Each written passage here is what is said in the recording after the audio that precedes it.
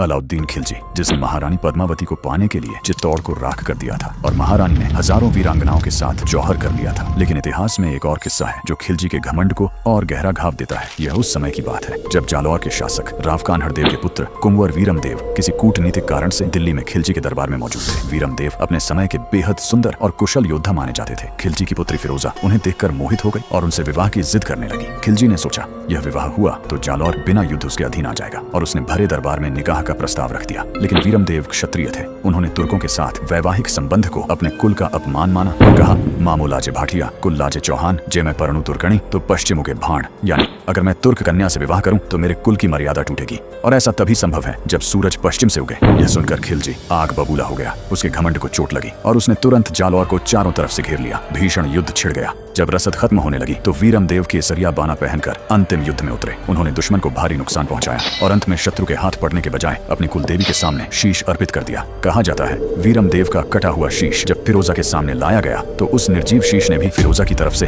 अपना मुंह फेर लिया। यही था जालौर का गौरव। याद रखना, क्षत्रियत्व पद में नहीं स्वभाव में होता है। इस महान बलिदान के लिए कमेंट में जय जालौर लिखें और चैनल को सब्सक्राइब करें।